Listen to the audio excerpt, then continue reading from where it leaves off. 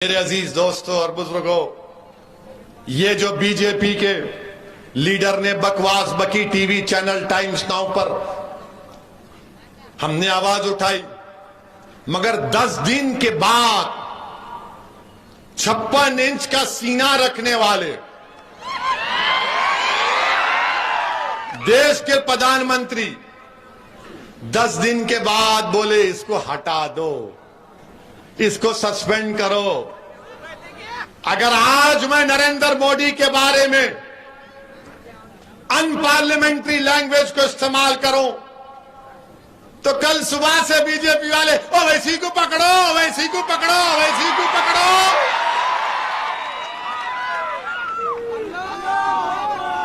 आप बताइए, 10 दिन के बाद मोदी को ख्याल आया, हम पुकार रहे हैं, बोल रहे हैं, मगर टस से मस नहीं होते मित्रों। और कब हरकत में आते हैं? हरकत में कब आते हैं? जब खतर में कुछ होता है, सऊदी अरब में कुछ होता है, अरब इमारात में कुछ होता है, बहरीन में कुछ होता है।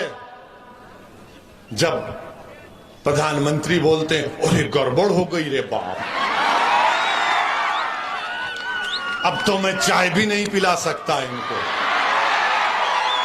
तब प्रधानमंत्री को ख्याल आता है मोदी को, हो बहुत बुरी तरह। आपको मालूम कि 50% ऑयल वहां से आता, 40% गैस कतर से आती। मतलब कौन लो बोल रहा आपको? आपको मालूम कि भारत का 55% फॉरेन रेमिटेंस यहां से आता, यहां से आता।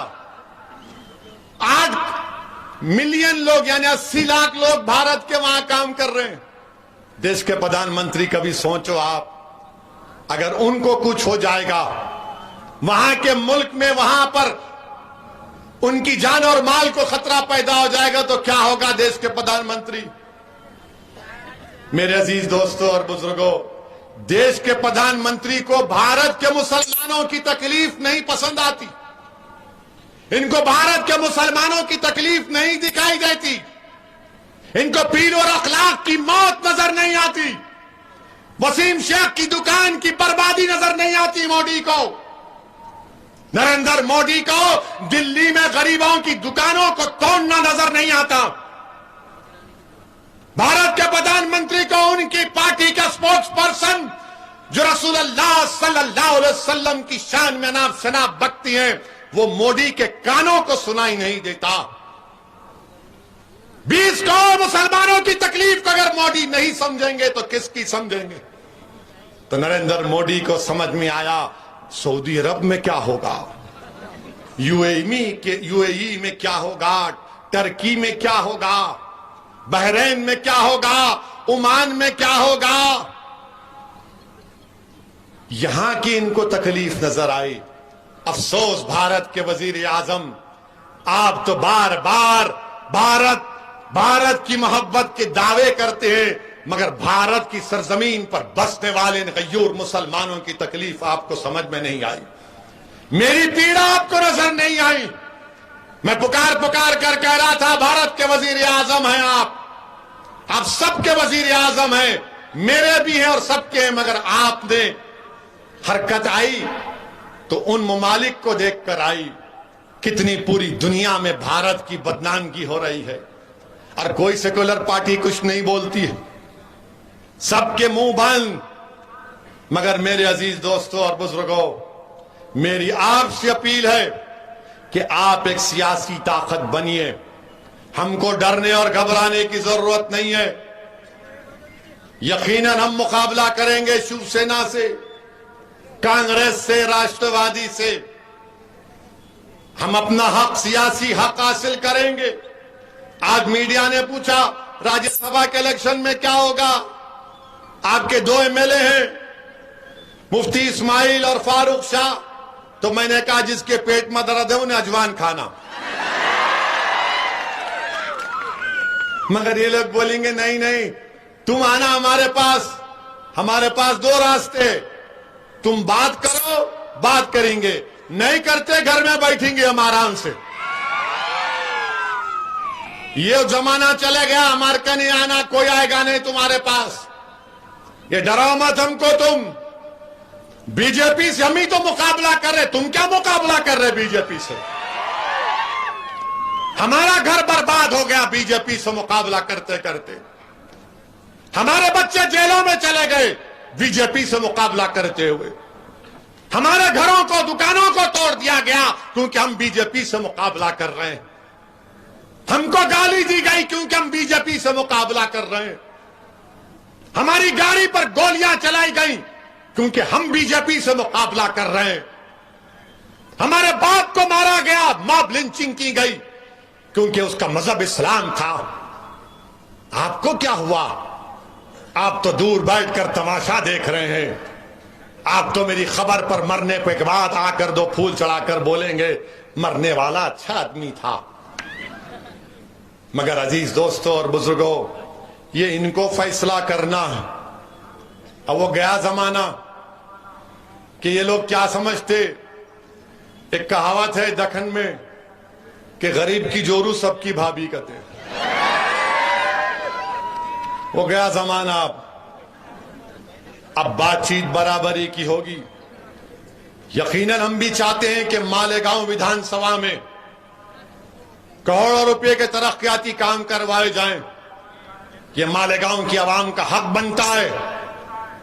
महाराष्ट्र के मुसलमानों को रिजर्वेशन मिलना है। जब मराठों की बात होगी तो मुसलमानों की बात होनी चाहिए। मैं मराठों से कम नहीं, मैं बराबर हूं मराठों के, याद रखो। अगर उनको मिलेगा तो मुझे ही मिलना चाहिए। ये नहीं हो सकता कि तुम गुलाब जामुन खाओ और मैं हसरत भरी निगाहों से देखूं कि कब आएगा कब आएगा।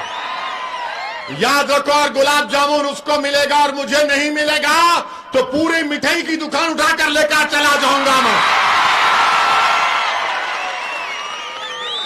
मेरे अजीज दोस्तों और बुजुर्गों, और दूसरी बात, हम आरएसएस के मोहन भगवत, श्री मोहन भगवत से कहना चाह रहे हैं, ये बार बार आप मत बोलो अपने भाषण में भारत का मुसलमानों के पूर्वज हिंदू थे।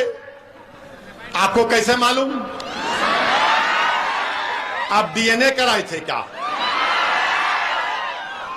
भारत कैसे बना मालूम आपको? इंडो पाक बर्रे सगीर कितना टाइम है? 3 मिनट।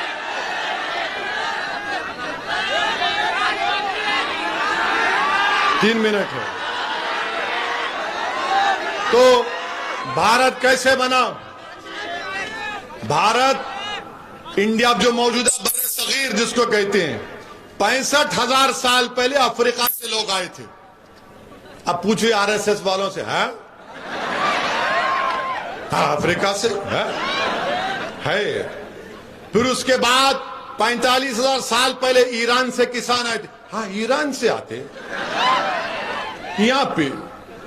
फिर उसके बाद ईस्ट एशिया से आए, सेंट्रल एशिया से आए, तब जाके ये भारत बना। मगर इन्होंने क्या बोला? मुगल मुगल मुगल मुगल, औरंगजेब, शाहजहां, अकबर। अरे उससे ऊपर भी तो जाओ। पुष्यमित्रा संगा कौन था? क्या इसने 50-60 हजार बौद्ध मजहब के इबादतगाहों को निस्तो नाबूद नहीं किया था? अगर मैं मुगलों का जानशीन तो क्या आप उनके जानशीन हैं? बताओ आप। और फिर आप बोलते कि नहीं नहीं वो फुला ऐसा। मेरे अजीज दोस्तों और बुजुर्गों, मेरी आपसे अपील है, आप तमाम से अपील है कि आने वाले बल्दिया के इंतखाबात में आप मुत्तहिदा तौर पर मजलिस का साथ देंगे ना? इंशाअल्लाह मजलिस का साथ देंगे ना? वोट देंगे पतंग के निशान पर। तो मेरे साथ नारा लगाइए, नारे तकबीर, नारे तकबीर, नारे तकबीर।